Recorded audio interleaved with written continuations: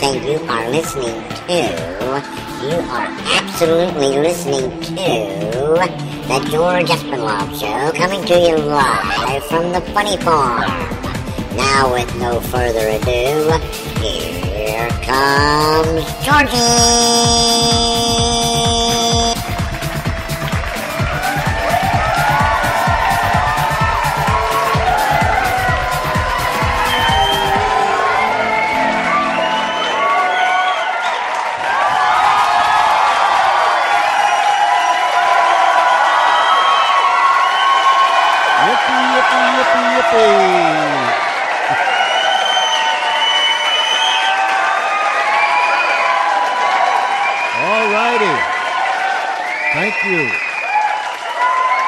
Thank you on this Monday night. To all of our friends down the street, around the corner, across this great nation, and around the world, I welcome you to another George Espinlove Show that comes to you live from the Funny Farm right here in our world. We have no idea where that is. We don't even have a mailbox, no mailing address, but we do have email. George C.E. That's George C.E. at Comcast.net.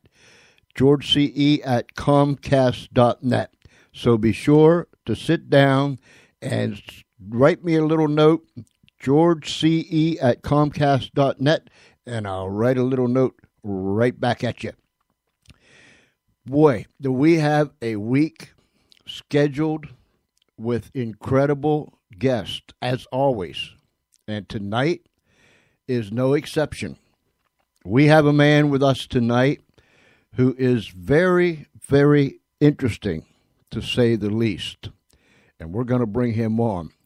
But before I do, if you have any questions or comments that you want to ask our guest, Mr. Len Lamensdorf, call this number. It's a Skype number, 302-497-3414. That is 302-497-3414. If you go Skype to Skype, it's a freebie. We have that number so people can call us on their cell phone and from their home phone that does not have Skype. So call that number, 302-497-3414, and ask this man questions and comment about what we're speaking about. And so, with no further ado, we're going to bring on Mr. Len, Lamensdorf. As soon as I hit the right button. Len, are you there? I am here, sir. All righty. I gave our listeners the number to call in, and hopefully we'll get some calls tonight. Well, I hope so, too. I was reading your bio. I was on your website. I was watching and reading and looking, and I come to the conclusion very quickly. You are a very interesting man. Could you tell us, I always say, could you tell us a little bit about your background? But could you tell us about your background? Because it's absolutely fascinating. Well, of course, I was born in Chicago, Illinois. And I happened to have gone to Myra Bradwell School in Chicago, which turned out to be the experimental school for the Chicago School District. And I was a young kid with a lot of ideas, and they let me do anything I wanted to. I wrote shows, I wrote poems, I did all kinds of things, not realizing that this wasn't an ordinary thing, but that I just lucked into being in the right place. When I was around 15 years old, I took a scholarship exam from the University of Chicago, and they gave me a scholarship. So here I was, 15 years old, suddenly in college. And it was at a really wonderful time in the history of the University of Chicago, because they were taking students the way they found them, and teaching them the things they didn't know instead of forcing them to repeat things they did. So by the time I was 18, I had graduated from college with a bachelor's degree and a degree with honors, which was the highest that was allowed. But then I had to decide, what do I do now? I'm 18 years old. I'm a college graduate. God forbid I should have to go to work. So I had one delay because we moved briefly to California, and I got into the theater arts department. And there was a man there who named Kenneth McGowan, and I didn't really know who he was, but I wrote scribbled out a play, and I got into his playwriting course. And it turned out that he was the man who had produced all the Eugene O'Neill plays and had created the Provincetown Players. So I was smart, but I was ignorant. I didn't know the advantage I had gotten into. So I did learn somewhat, but not enough, because I didn't really know what I was doing. Then, for family reasons, I had to go back to Chicago, and I went to the University of Chicago Law School. And I did well there. I had a high average, and I was an editor of the Law Review. And then, once again, now being 21, 22 years old, a little bit ahead of schedule for graduating from law school, but I passed the Illinois bar, and then I married my girlhood sweetheart, and then the two of us had to face up to what did we want to do. Well, I got a job at Harvard. The first thing was I got a job at Harvard at the American Law Institute Tax Project. And I have to tell you, it was the most boring job I ever had in my life. During that year, I saw 25 Boston Red Sox home games.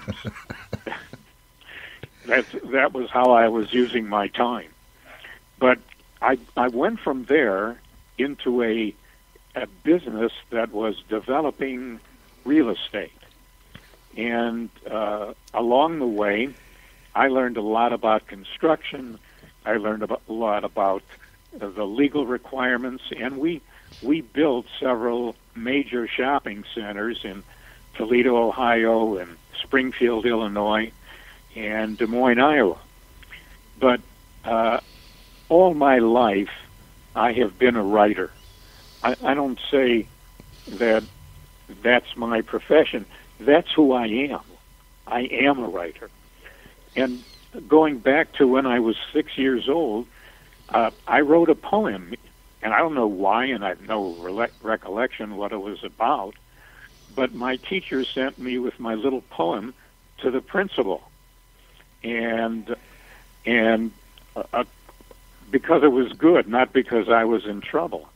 So I must have gotten the idea from that, hey, this is not a bad way to get favorable attention. So I was the guy who wrote the school play, the high school play, the college musical, the law school musical. All along the way, I was writing, one way or another. Could I ask you a question? Sure. I don't mean to interrupt, but no, sure, anytime. When you wrote that poem, and when you was going to school, you graduated when you was 15, and went to college, graduated when you was 18, and so on and so forth. Did study and these things come easy, or just seem natural to you, or did you really have to dig down and drill deep into the books? Well, I have to be honest with you. Most of this seemed to have come naturally to me. I had one big advantage that I didn't even understand. I had a tremendous memory. I don't have it anymore. I could just sit right now. But when I was a young man, I had virtually total recall. And at one point when I was in college, I took an examination, and I got an F on it because the professor thought I had cheated. And I went in to talk to him, and I said, Professor Morgan, why this bad grade? And he said, well, this wasn't an open book exam. I said, I've got these things in quotation marks, and he looked very skeptical. So I told him, will you open the book, whatever the page was, 150? And this is what I quoted in the exam. I said, would you like to hear what the next paragraph is? And from memory, I told him the next paragraph. So my grade went from F to A. But I want you to know that I'm not proud of that. I would have gotten a better education if it had been more difficult for me, and if I had worked harder at my classes and in the studying. So I got an advantage, but overall, it wasn't really an advantage. A blessing. It was a blessing. Would that be the correct? It was a gift. I had a gift. Yes. But about when I was about 30 years old, I decided I really have to get at this writing thing. And I wrote a novel, got an agent, wrote another novel, got it published by Simon & Schuster, and then I was on my way. And in the years since, while I've done various things in business, I've continued to write. I mean, I've got a shelf full of unpublished manuscripts that I hope I'll get published somewhere along the way. Did you? How long did you stay with your business venture in the malls and that? That was I stayed almost 20 years, a little less than 20 years. But I tell you, that was fun for me because I was dealing with all kinds of people. When we built a shopping center in Des Moines, Iowa, I suddenly found myself as the job superintendent. And in that winter, from December through February, the daytime temperature, never got over 10 degrees Fahrenheit. And I was out there every day, walking that mall, getting things done for the workers, and they had respect for me because I was out with them in the same conditions that they were in.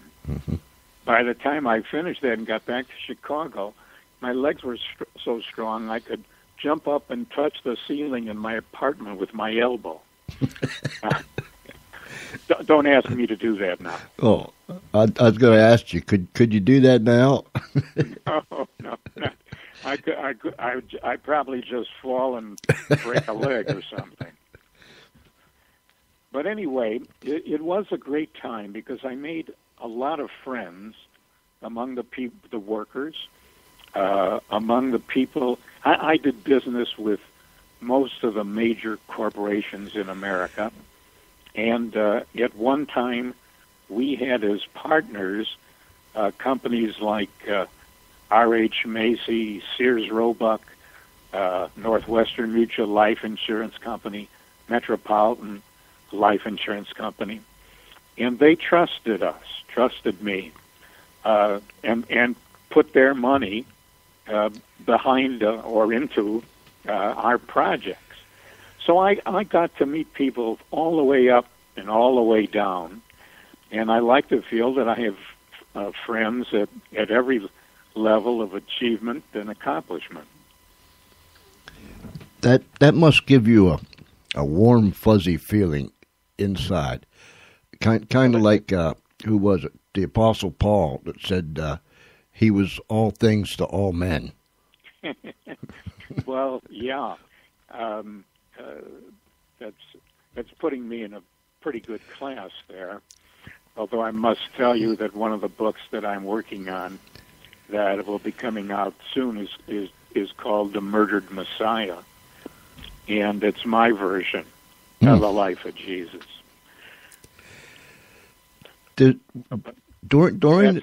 Excuse me. Go ahead.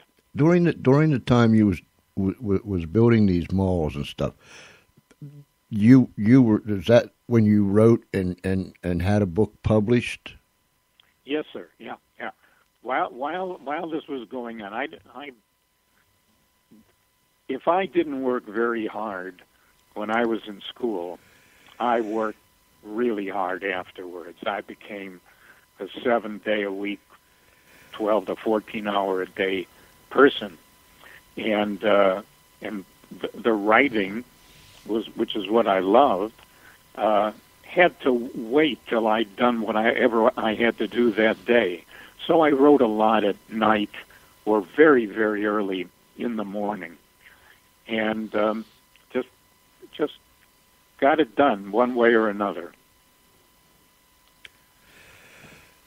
So I finally, when I found my niche in writing, first place I found was in young adult writing. I had written other books, but I wrote a young adult trilogy that I called the Will to Conquer trilogy, Will being one of the young heroes. And it was the Crouching Dragon, the Raging Dragon, and the Flying Dragon. And these books were very successful. I won a gold Benjamin Franklin Award in young adult fiction. And the prize I won that I think I care the most for is I got the Children's Choice Award. Now, that's an award that's given by the Children's Book Council and the International Reading Association. That association has about 85,000 members all over the world. And they take books, this association, and they send books to 10,000 school children in the United States. Many, many books over a period of time. And the kids pick their favorites.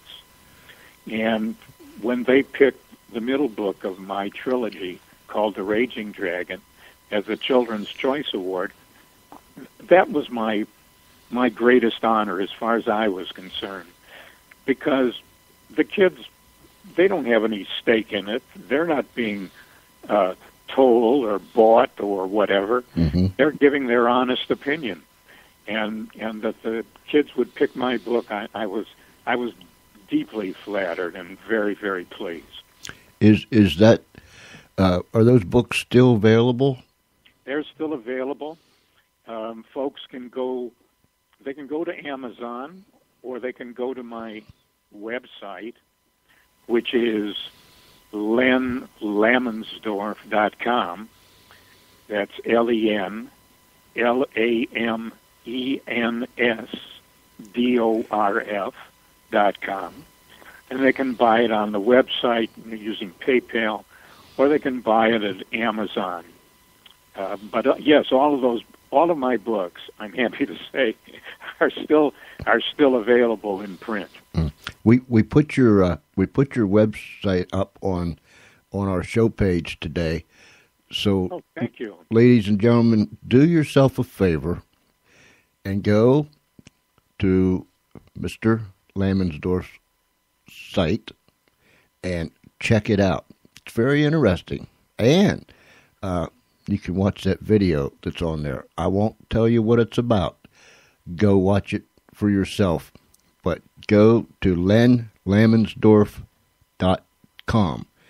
And if you just want to bounce off of our show page, there's a link there. Just click on it, and it'll bounce you right over there to the site. I'm sorry, Len. Go ahead. Thank you. I appreciate that. And it's always a pleasure for me to hear from readers and to see the response of people, because obviously I wouldn't be writing if I didn't want to communicate, if I didn't feel the need to express certain ideas and to have the reaction, the response of other people. And that's what it's all about. Now, I did make one motion picture, wrote the screenplay, and was the executive producer. That was called Cornbread, Earl, and Me, and there's a reference on the website to that. And that was that's very good for getting an audience response, because I could go to a theater and sit in the back row and hear the people, see if they laughed in the right places and were sad in the right places. But it still was one step removed from direct communication. And that's why when I found Billy Lee, I decided to at first write it as a one-man show, as a live production. Can I tell your people a little bit about Billy Lee? They can find it on the website. Yeah, yes, because I when I read the very first part, I was absolutely fascinated that someone would write this. I mean, you go ahead and tell them. Well, a gentleman named Joe Ellis, who won the Pulitzer Prize and a National Book Award, said that this story is one of the most poignant untold stories in American history. Billy Lee was an African-American slave, and George Washington bought him for 61 pounds and 15 shillings. Mm. And Billy was at Washington's side for over 30 years. Yeah, you could never say this was in a relationship between equals, but it was intimate and enduring. He first bought Billy because Billy was a fantastic horseman. Tom Jefferson said George Washington was the greatest horseman of his age. George Washington said, Billy Lee does things I wouldn't even try. And George loved fox hunting. I'm not saying that's the most admirable thing for people to do, but he loved fox hunting, and Billy was a terrific huntsman. And he would go riding and scare the fox out of his nest or wherever, and they would follow him. But Billy was more than a horseman. He was a very brave soldier, and he was literate. He could read and write.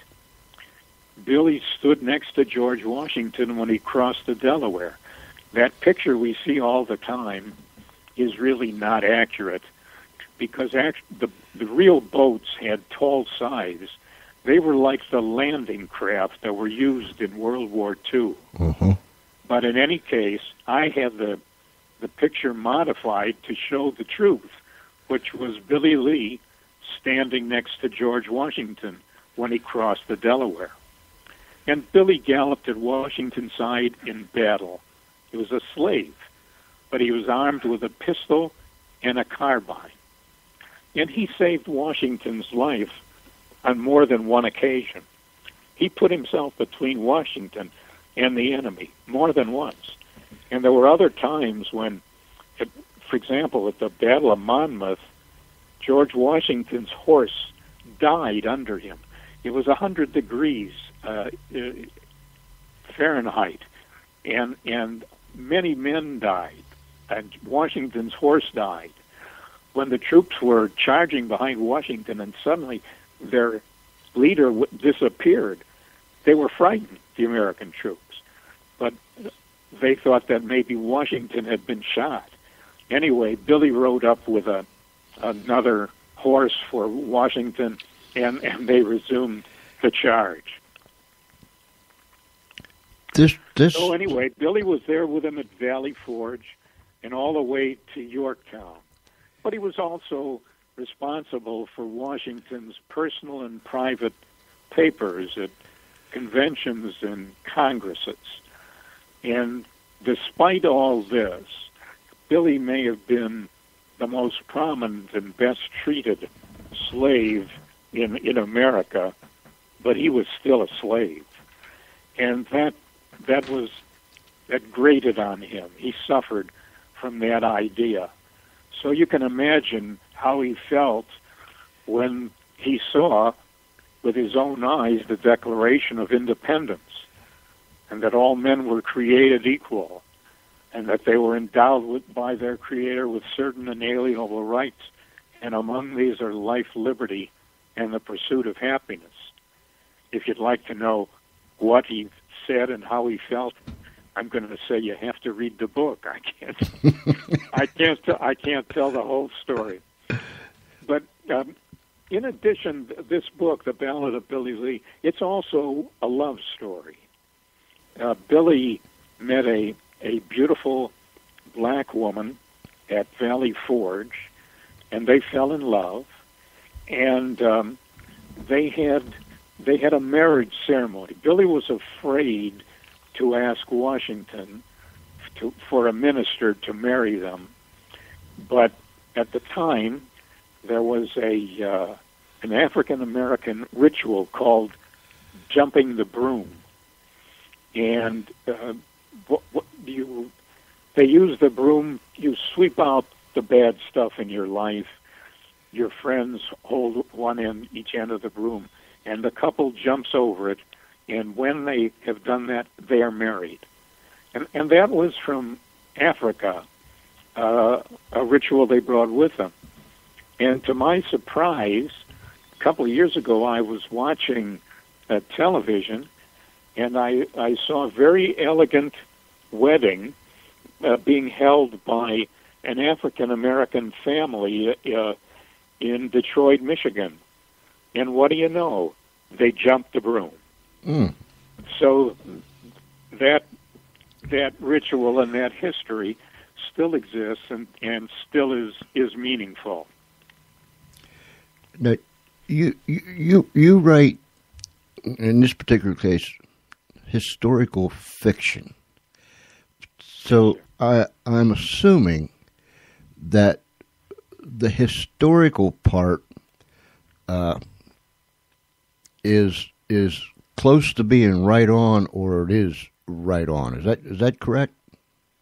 That's fair to say.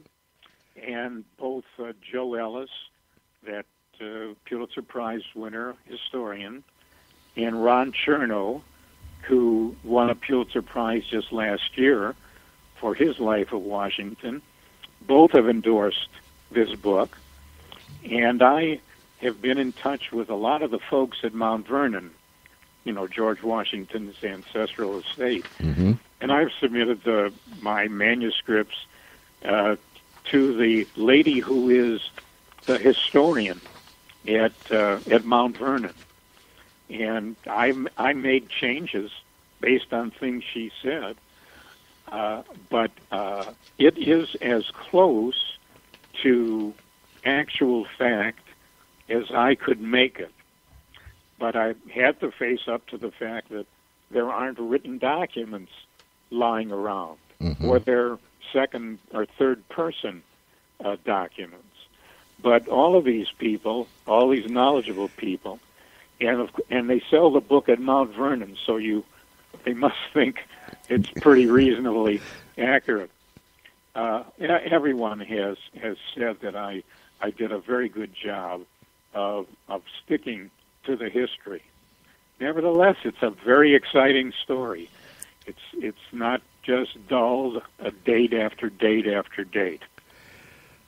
There's something that every time I hear somebody say the Founding Fathers or something pertaining to the Founding Fathers, I always think about slavery. When these men came up,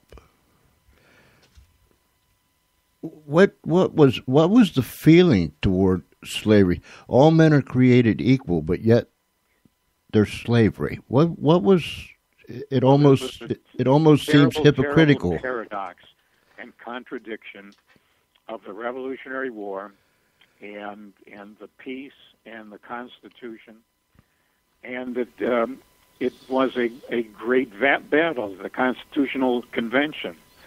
The the Northerners wanted all the slaves free and didn't want any of them counted as when you figured out how many representatives there would be.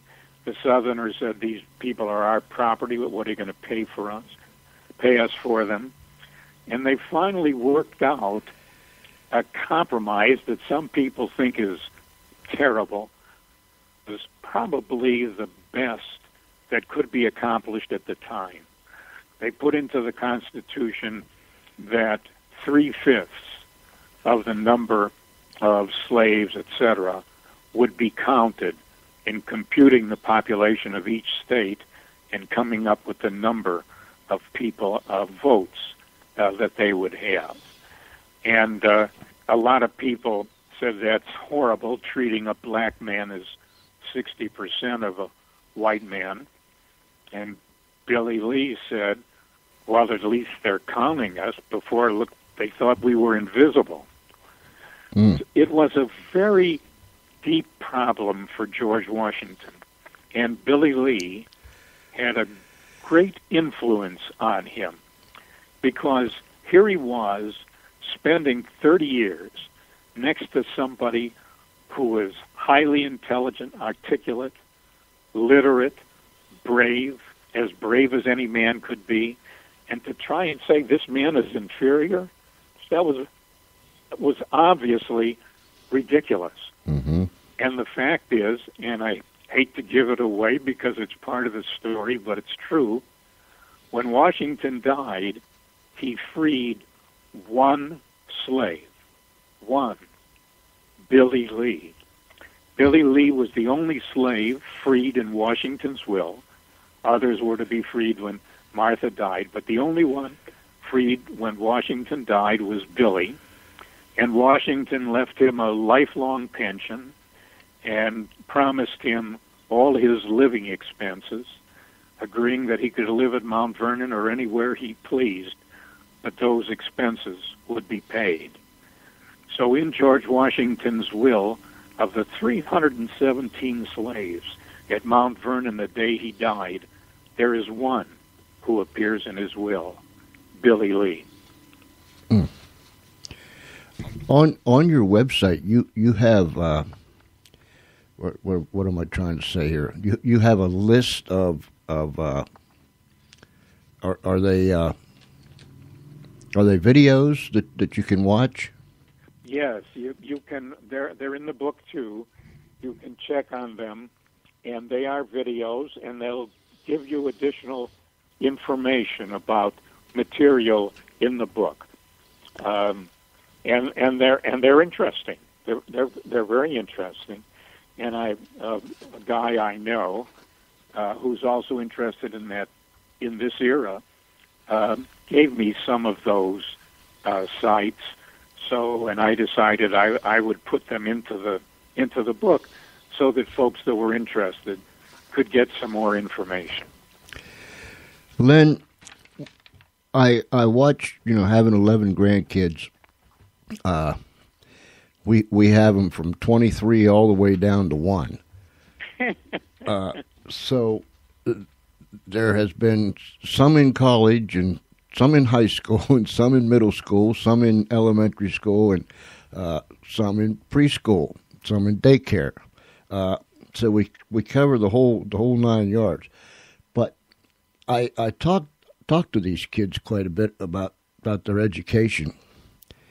They don't teach about George Washington anymore in school. It's amazing. It's almost that he was a dude that, he was a guy that lived a long, long time ago, and he was a great general, and he became president of the United States. Boink. And that's the end of it. I'll tell you, one of the shocking moments in my life was when I learned that my daughter and son, who had the privilege of going to some of the best schools in America, had never had a complete course in American history. Mm-hmm. One became a lawyer, and the other had an MBA, and they went to schools like Georgetown, Smith, UCLA, and the high schools were the best. I'm embarrassed, and I feel it's my fault. I feel I should have paid attention. I thought it was so obvious that they would get some grounding in American history that I was utterly flabbergasted when I learned that they had virtually none. And now, as you say, it's everywhere. The lack of it is everywhere. And one thing about George Washington, sometimes when you hear somebody's a hero, and then you learn a little more and you say, well, I don't know. Well, he's still a hero, but the more I learn about George Washington, the more impressed I am by him. The more I think of what a great man he was. When they finally won the Revolutionary War and they signed the peace, George III, King George III in England said, if George Washington doesn't make himself king, he's the greatest man in the world. And Washington resigned his commission and gave his sword back to the Congress. That was truly an incredible thing to do. But he believed in the civilians having the last word. And time and again, while he was trying to fight a war, and they didn't give him the money, they didn't give him the means, he deferred to the civilians as much as he possibly could. So he invented the presidency, George Washington. There was no example for anybody before. If he had a cabinet, it was George that got the idea of having a cabinet. If you were going to serve 2 terms, George Washington could have served till the day he died. He voluntarily gave up his position after 2 terms. And one of the most interesting things is, if you would consult all the people, the big name people of the era, John Adams and Tom Jefferson and Ben Franklin and all the rest, all these people had very big egos, but they all agreed that one man was the leader of all of them, George Washington. Well, when you think about how conceited some of these guys were, yes, it was incredible that they would acknowledge, as they did, that he was the first among equals. Now, how? And I don't know if it's even feasible anymore, but how could we get that through the thick heads of those men and women in Washington, D.C.? Well, they need to go back and study American history. Yes, I as you was talking, and I keep thinking about they're not teaching American history anymore. And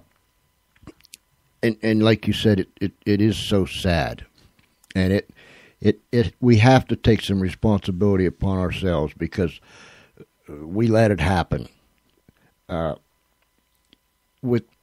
With men like that, when you sit down and think, like you was just saying, the process that took place, and the egos, and all the things that all the flaws that human beings have. These men, they were incredible, to say the least. Don't you think? Oh, I think that there never was, and there may never be, a collection of people like this again. It was in the nature of a miracle. And when these folks gathered for the Constitutional Convention, they didn't have the authority to write a new Constitution. They were supposed to make little corrections to the old Articles of Confederation, which had been so weak during the war that they couldn't even raise money. And they closed the doors and pulled the shades and invented out of the whole cloth a new government, a new way of governing, a new relationship between the people and their government. Now, how could that happen again? If any of those people had gone outside and told a newspaper man, you know what we're doing in there?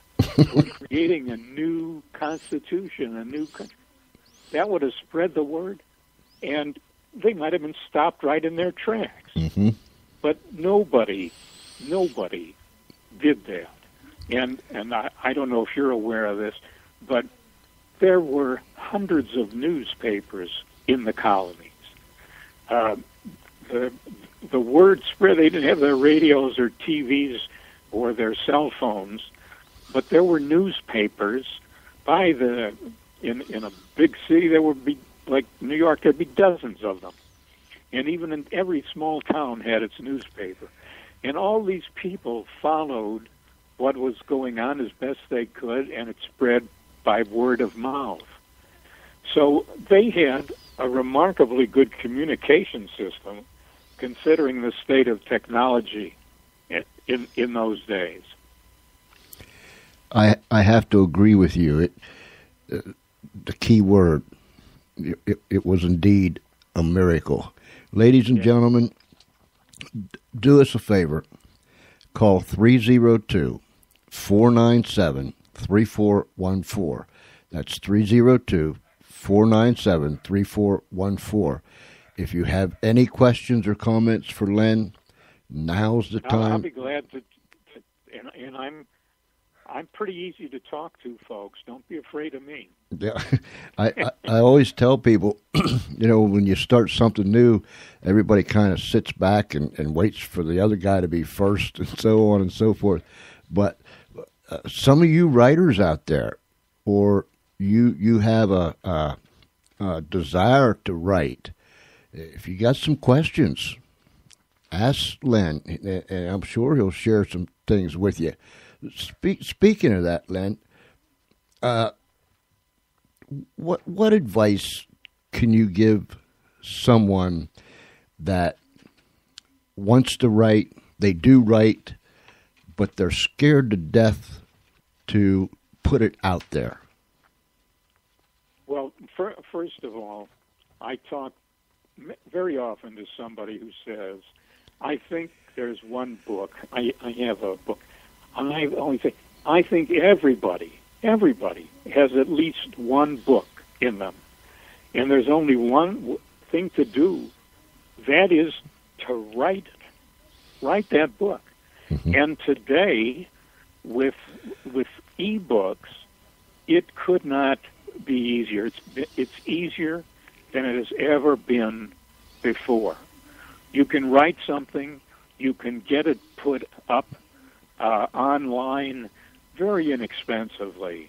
And you can find out what the reaction is of people to your work. So you don't have to wait for an agent or a publisher or an editor or some other authority figure. You can write for yourself, and you can post it, and you can see what will happen, and at least you'll have the satisfaction of having done it.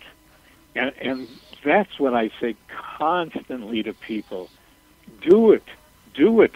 You have a story to tell. Each of us has a story to tell. Mm-hmm. And sometimes we'd be surprised how interesting our story is. We think that each one's story is the same or boring. It isn't. We're all very interesting creatures.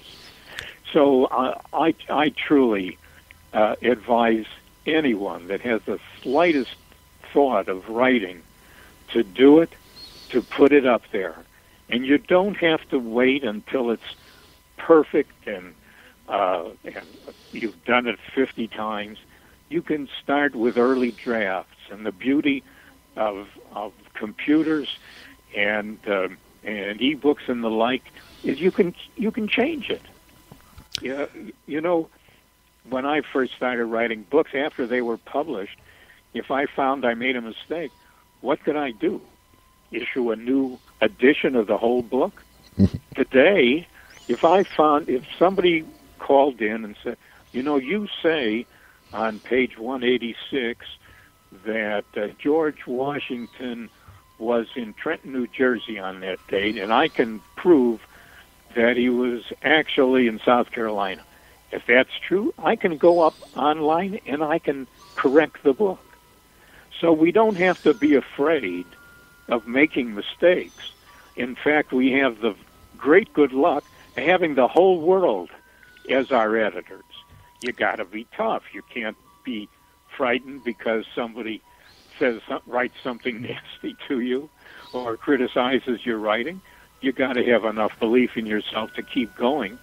But you don't have to find somebody who's willing to pay you $100,000 advance to write your book. It's amazing. And you and I were talking about the technology before we went on the air.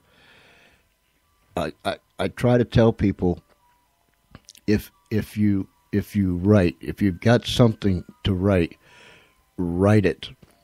And like you said, get it out there. Because once you throw it out there, that will build your confidence up. And little by little by little by little, instead of having your shoulders slouched, you'll start to rear them back. And like you said, just do it. Just do it. And just do it. I agree with everything you just said. I think it's true, and sometimes a day may go by, but I don't think a week has gone by in recent years that I haven't said to somebody, you know, that would make a good story, or, you know, that would make a good book, or you tell me that you'd like to write something. Oh, but go do it. Go do it. And all of us will be better off. We'll be wiser. We can't all read everything. Not everybody's going to read every word that I write or anyone else does.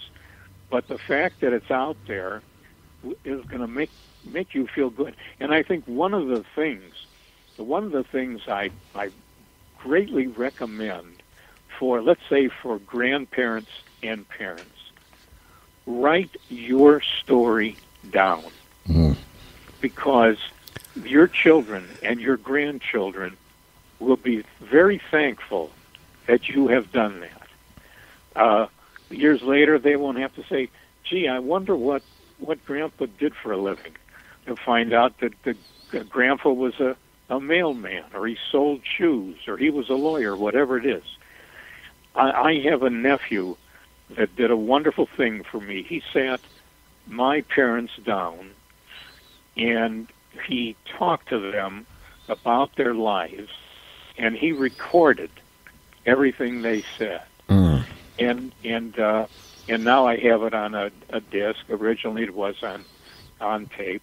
Now I have it on a disc. It's wonderful. I can hear my parents' voices anytime I want to. And if I have a question about where they lived in a particular year, I can find out. So I say to parents and grandparents, do put down, write, create your own story. Tell them where you were born. Tell them where you went to school. Tell them if you were a jerk in school. They won't be mad at you. Tell them if you did something well, or you won a prize, or you had a best friend, and something happened between you, whatever. Put it all out there.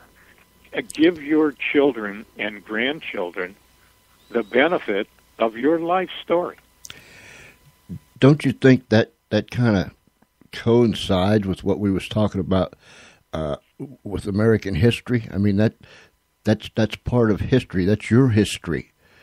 Exactly. And I was sitting here thinking, so many families are fragmented today. And if they're not fragmented, they're so busy going this way, that way. We're moving faster than speeding bullets. And then one day you come to be our age, and you sit back and you ask those questions. Man, I remember Grandma, but. And yes, that's right. My mother Do it. passed away 4 years ago, and she came from a large family, and my grandmother raised 8 kids all by herself after Grandpap died. But nonetheless, and I remember I grew up with my cousins and my uncles and so on and so forth. So I remember a lot of it. But there's a lot before that I was even coming into this world. And she spent the last, 8-10 months here with us. And I asked her to write this down. And so she took a notebook, a plain old notebook, and she just started writing. And she wrote about when she was a girl, what she remembered about her dad, and things about Grandma and her brothers and sisters and so on and so forth. And I have it tucked away in my desk. And every now and then I'll pull it out, and I'll just open it up and start reading. And it's almost like, remember the program Walter Cronkite used to do, You Are There or You Were There? Oh yeah, sure, sure. I feel like I'm there again, and so that it's a remarkable feeling, and all of these things are part of our history, and there are authors, there are famous writers. There's a guy named Studs Terkel in Chicago who has done during his lifetime did the history of ordinary people, working people, the history that would have been lost, except that he took the time to talk to them and to listen to them. So, as it happens, I mean, he's a very gifted writer, and he knew how to organize and so on. But that's not necessary. Chronology organizes our history. Mm-hmm. If you know about what time, let me ask you a question. Do you know when your ancestors came to America? No. I know. Shame on you. Yes, shame on I me. gotta find that out, George. Yes. It's very interesting, because if you, depending on what you find out as to when they came, you'll find out. Do you know where they came from? All that I know is that my grandfather was Indian, and Grandma was Pennsylvania Dutch, and of course they were both born in the 1800s. But outside of that's as far back as I know of. Well, but that's a wonderful story right there. That's a wonderful combination. You're lucky. You got all kinds of genes flowing around inside you. Mm-hmm. Mm-hmm. I'm like a Heinz 57. Well, Billy Lee, he knew that he was born on another plantation, Colonel John Lee, not far from Mount Vernon, and he knew who his mother was. His mother never told him who his father was, but she swore that it was not the plantation owner, John Lee, but Billy never knew who his father was. So he could only carry his history back as far as the information that was given to him. But that didn't stop him. He didn't say, "Oh my, I don't come from distinguished ancestors, therefore I can't be anybody." Mm-hmm. He was a man who tried. He was a man of great energy and intelligence and great personal courage, and of course, so was Washington. You know, in all the battles he was in, a bullet never hit George Washington. There was a time in the so-called French and Indian Wars when he found a couple of bullet holes in his coat and a bullet hole in his hat, but the bullets never touched him. Mm. It was really, in a way, the hand of God. Yes. Because he took so many chances and he was so much at risk that he could have been killed at any time. And I think one of the things, and when we talk about these people and the miracle that they created this country, we also have to realize that when they announced the Declaration of Independence, they were all immediately putting a price on their heads. Mm. Every one of them could have ended up hanged or shot. They were traitors. It wasn't a cheap thing they did, declaring their independence and signing their names to it. And we have to thank God they had this courage. And I'm not saying that Britain is such a bad place, and they've been our allies for a long time, but the fact is that the Americans just didn't want some king far away ruling them, telling them what to do. Mm-hmm. They thought they could fend for themselves, and they proved it. But as they were doing it, they were taking enormous risks. If there was one person who was at most risk, it was George Washington. I can't imagine what would have happened if they had actually captured him on the battlefield. That would have, yeah. I mean, there's no way we can even imagine. I mean, that would be like a trophy. If they would, it might have ended the war, George. Yes. If Washington, he was so important to everyone, man, woman, and child, that if he had gone down or been captured, it would have sapped the strength out of the ordinary people, and it might have ended right there. Mm-hmm. And Washington, he well knew that his life was at risk every day, but there wasn't a thing he did that was not courageous. He went into battle, took that chance every day.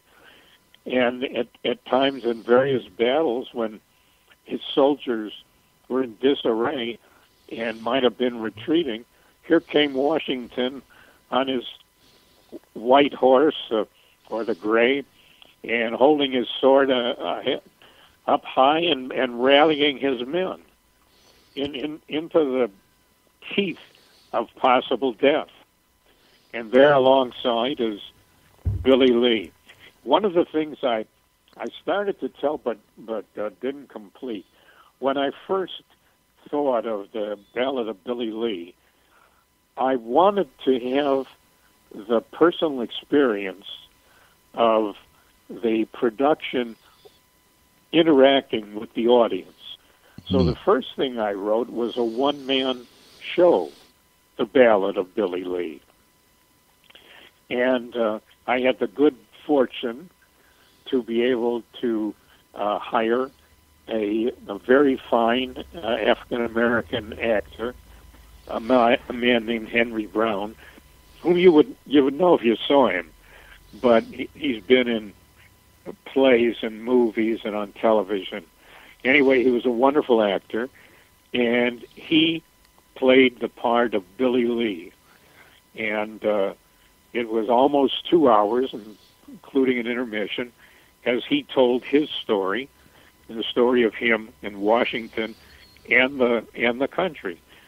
And we staged it. We turned a room in a hotel, in a DoubleTree Inn. We turned it into a theater, and we brought in a stage and some sound equipment and 400 seats, and we occupied them all. Mm. And not only that, most of the people even paid. And Henry gave this wonderful, wonderful performance as Billy Lee, and he had that audience in his hands. He could do with them what he wanted, and they laughed, and sometimes they cried, and it was an enormous success. And when it was over, they gave us a standing ovation, and Henry and I stayed there and talked to the audience, and more than 100 people actually stayed afterwards and asked us questions. It has been staged again, the Ballad of Billy Lee, and very successfully. The original one, that was in Santa Barbara, and there are other performances elsewhere. But then I realized I would like to tell the whole story, and that to do that, I would need to write a book. And that's where the Ballad of Billy Lee, the story of George Washington's favorite slave, that was the origin of that. So, and yeah, go ahead. So people can get the DVD of the full play, can't they? Did I read that somewhere? Yeah, on my website, you can buy that the DVD as done by Henry Brown, or you can buy the book on the website, and you can also buy it on Amazon, as I said. You can buy an ebook version of it for $9.95, and the printed book version is $19.95, and it's available now on Amazon and the website lenlamensdorf.com. It is. So, go ahead. Also, I should tell you that and this is kind of a secret revealed on your show, that a very fine writer, producer, director has taken an option on the book with the idea of creating a feature film or a miniseries based on the Ballad of Billy Lee. Oh, that would be fantastic. Yeah, I don't know where it'll go, and I don't like to get overly excited because the film business is what it is. But this gentleman who has made many feature films and won Emmys in television and so on, very, very experienced, very knowledgeable.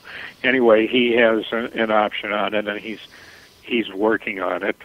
I can't say quite as we speak, but it is his current and most important project. And who knows, maybe I'll end up writing the screenplay. But anyway, that's not the important thing. The important thing is I believe that Billy Lee's story is a wonderful story, and the American people should know that story. It's part of all of our heritage. So I hope they'll be moved to buy the book or the DVD or both and learn more than I could tell them here on your show. Oh, I hope that with our talking together, that we may have got some folks interested in doing just that. Mm-hmm. And ladies and gentlemen, please don't run by or bury history. It is so vital, so important. And I hope, I really do, I sincerely hope that from listening to Len talk about history, that there was a spark, and it ignited something way down deep inside that'll cause you to start researching and going to look. Remember, I always tell our audience, think. We want to make you think on your own. Think, because you are an individual, and that brain is a vital, very important, beautiful mechanism that God has put between these two ears. Although mine's not quite the way it used to be. Yes, and we all have one. We all have them. Some are brighter than others. So what? Mm-hmm. There's a spark of the eternal, a spark of genius in every one of us, and if we'll focus on it, we'll pay attention, we can turn that spark into a glowing light. We can tell our stories, and the world, the rest of the people, will be richer for it. Mm-hmm. Mm-hmm. So what we're living today. Look, we are history, and our responses. We're very lucky. We get to go out to vote every couple of years on one thing or another. We get to have our say about history. We get to say we like what's going on, or we don't, or we think this guy is good or he's not, whatever it is. It's an enormous, enormous privilege, and this was won for us by the blood, sweat, and tears of people who went before us. Mm-hmm. And we people can debate about who was the greatest president. In my mind, it was George Washington, because if George didn't succeed, we wouldn't have any United States to be talking about. Exactly. And as great a man as Abraham Lincoln was, he was saving something that George and those people created. Mm-hmm. So it is the story of Washington, and the fact that a black man, a slave, was the human being closest to him for the most important years in his life. This is a remarkable circumstance, and it's something that all of us should know and should share with others. Len, and I know we throw old cliches around like baseballs, but sir, you are a scholar and you are a gentleman. I am delighted that you would take the time to come on our show and share with us. And I believe deep inside of me, and I wouldn't say it if I didn't believe, that somewhere there was a spark that was started to light up. It's going to catch fire. And if one person does what you suggested they do, it'll be worth it all. I thank you, Len, from the bottom of my heart. Well, you're very welcome, and it's been a great pleasure to talk with you. And I do hope that your audience has enjoyed it. And if they've had half as much fun as I have, it's great for them too. Mm-hmm. And I'm sure it will. I'll get some emails and I'll get some feedback, and I'm sure that it's all going to be good. Please share that with me, George. I appreciate it. I'll do that. All right. Thank you, sir. Yeah, you're very welcome. Bye-bye. Wonderful. And I'll be back right after I catch my breath.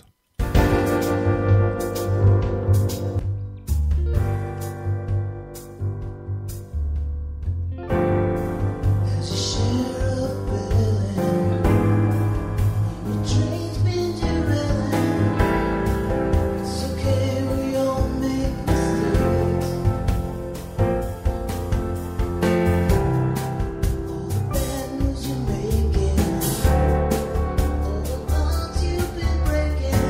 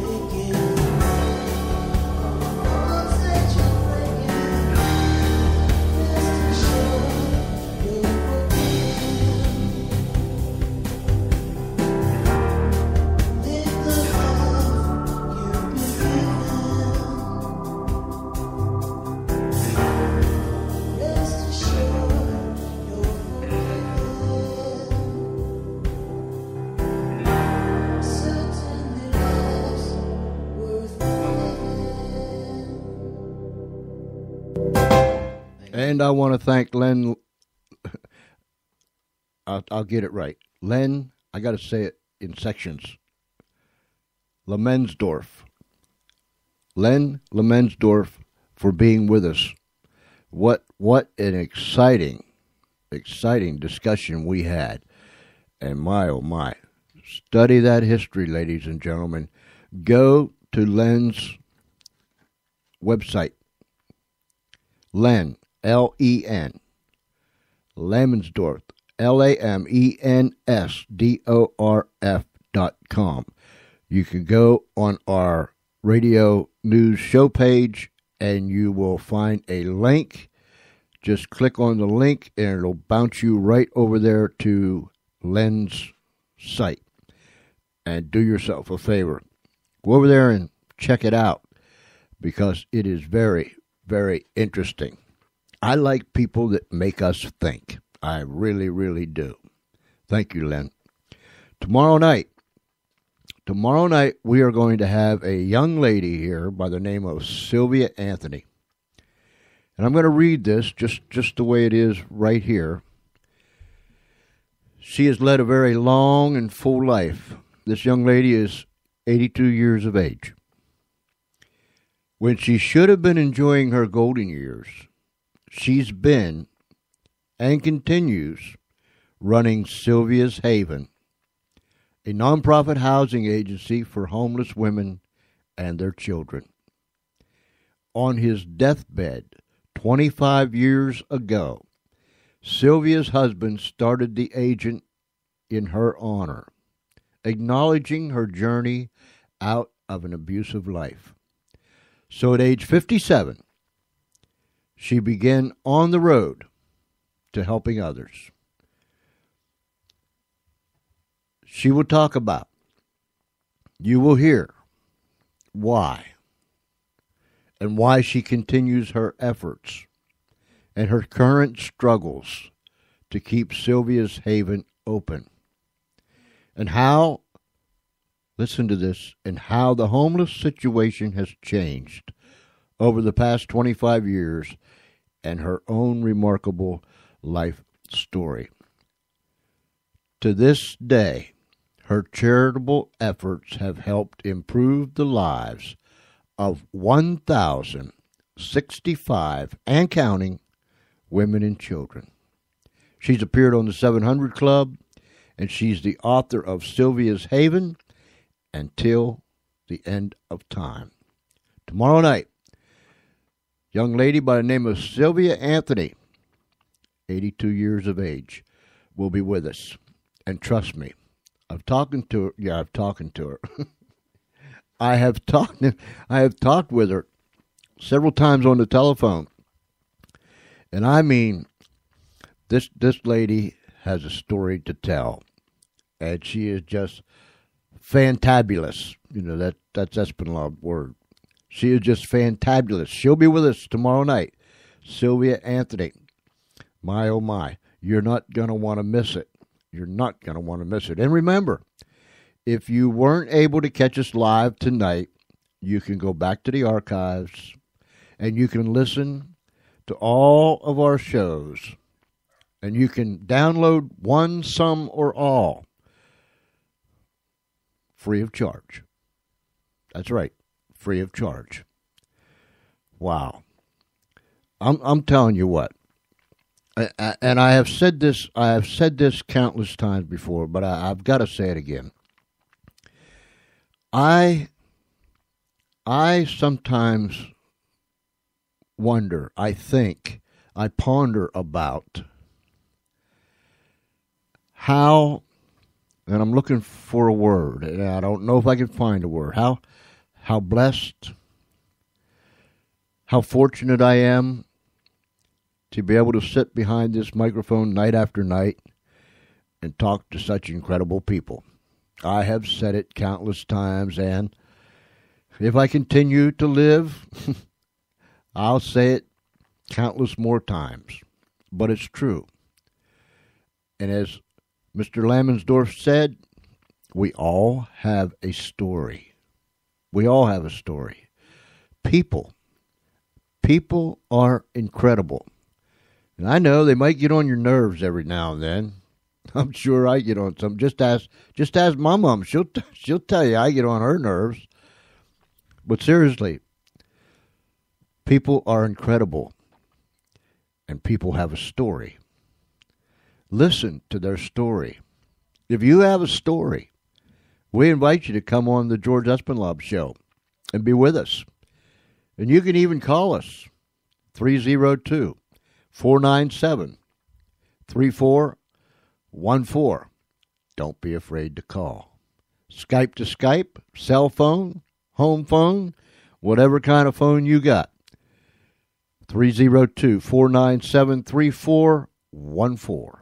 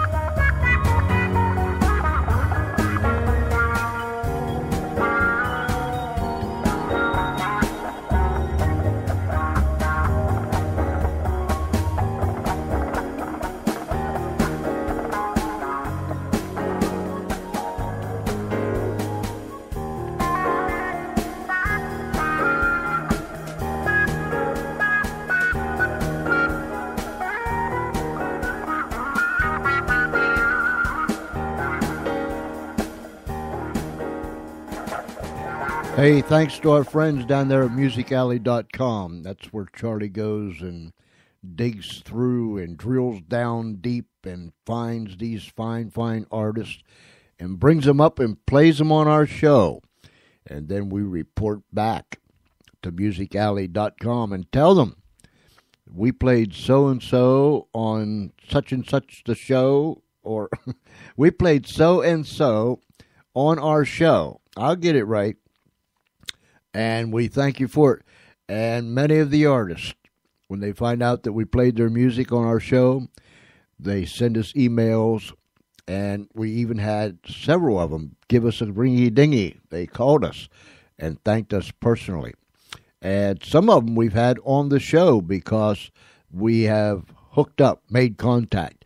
So thank you, fellas and girls, and everyone down there at musicalley.com. You're doing a fantastic job, and there are some real gems down in there. So some of you broadcasters, go down there and get some music. It is musicalley.com. It's not hard to remember. musicalley.com. We're going to get out of here pretty soon, but we're going to give you an opportunity to give us a call. This is a Skype number, 302-497-3414.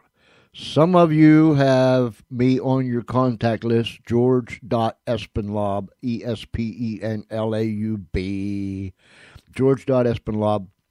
But the number is a Skype number, and so you can call us from anywhere in the world, Skype to Skype. We have the number for people that does not have Skype on their telephones or on their computers. So you can call us from any telephone, be it a cell phone or your home phone or whatever phone you have. 302-497-3414. Give us a call, and we'll talk to you. Tell us what you think. If you listen to Len tonight, wow, that is a thrilling, exciting story of the Ballad of Billy Lee. And go to his website, Len Lamensdorf, LenLamensdorf.com, or go to our show page, and you can bounce right out of there into Len's website, and there you can see what he has to offer. Tremendous, tremendous. Remember, tomorrow night, Sylvia Anthony, a young lady, 82 years of age. And I mean to tell you, she has a story to say, or a story to tell. Remember, everyone has a story. Everyone.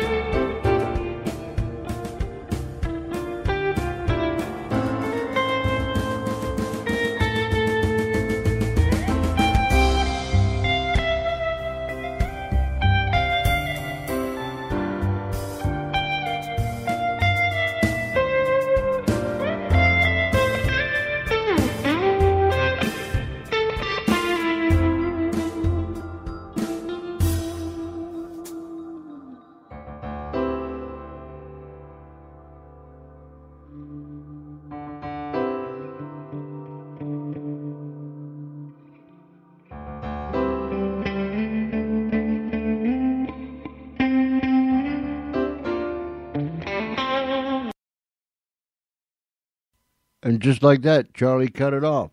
How come? Why? Why for you do that, Charlie? He's standing over there scratching. He don't even know what happened. All right. Since you don't know what happened, I don't know what happened, and we know that you didn't do it on purpose, then everything's cool, right? Right? Give me a thumbs up. All right. Thank you.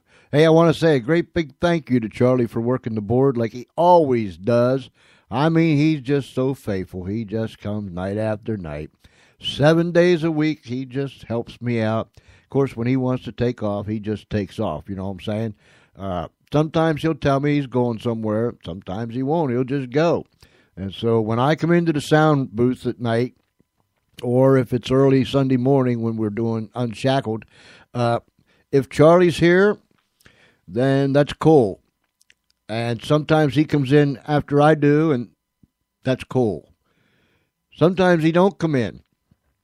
That's not cool, but it's all right because that's Charlie. You know what I'm saying? He just runs off and does his own thing. Hey, let me share with you real quickly because I see the caboose coming. Our friend Harry Burke, way over there in Ireland. Look, he's got that Swingin' 60s show, and it is a fantabulous show where he plays the oldies, and nobody can play him. I'm telling you, nobody can play him like Harry. Well, look, Harry's turned on to this Skype thing just like we are here on the George Espinlaub Show. And for the last 3 days, Harry has been working Skype. And people have been working Skype with Harry. And Harry's been doing on-air tests. And Harry is getting her down and getting her done.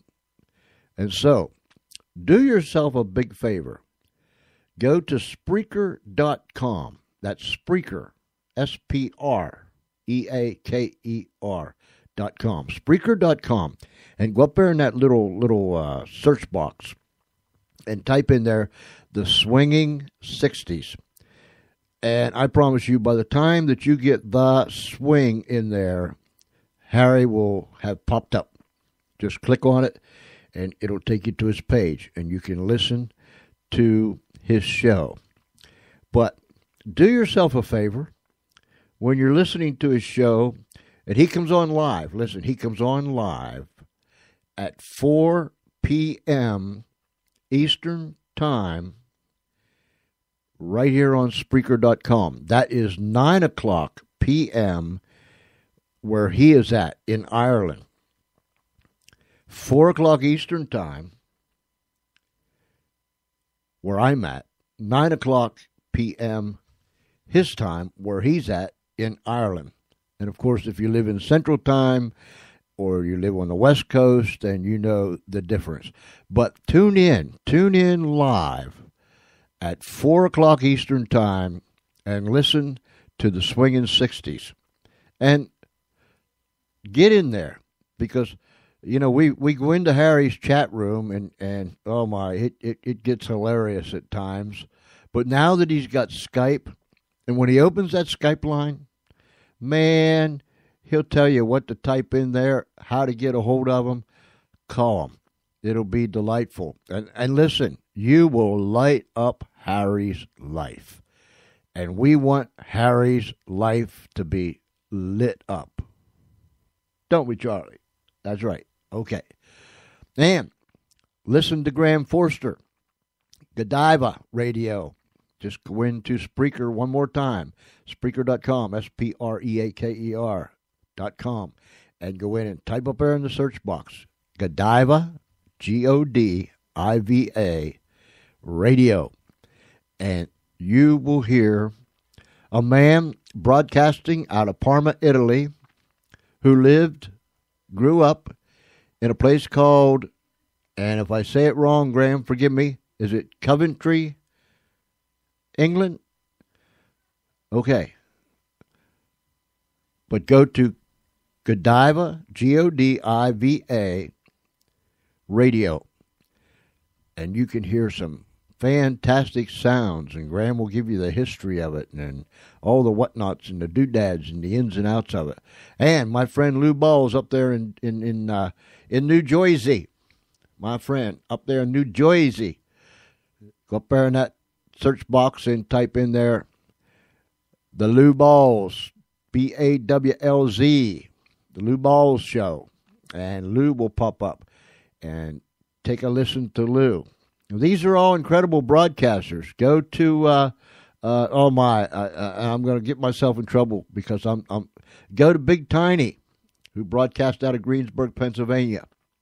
I'm going to get myself in trouble. Rich Hancock, who broadcast out of Missouri. I quit because I already got myself in trouble. I know I did. So, go to Spreaker.com and just look at there are literally thousands upon thousands of shows that's available. And I'm talking about first class, top notch, top shelf shows that are produced by some fine people. Whew.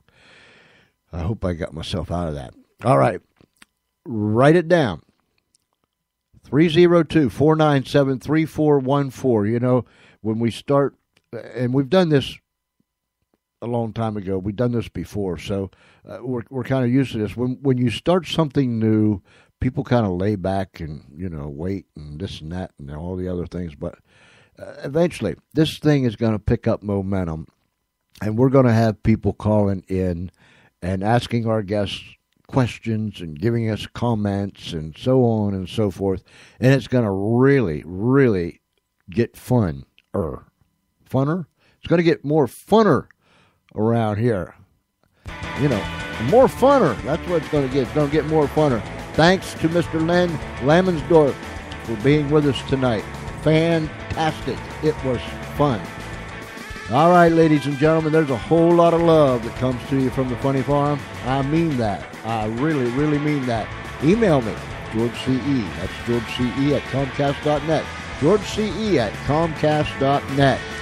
All right, if it's nighttime where you're at, have a great night. If it's already tomorrow, daytime, then you have a fine, fine day.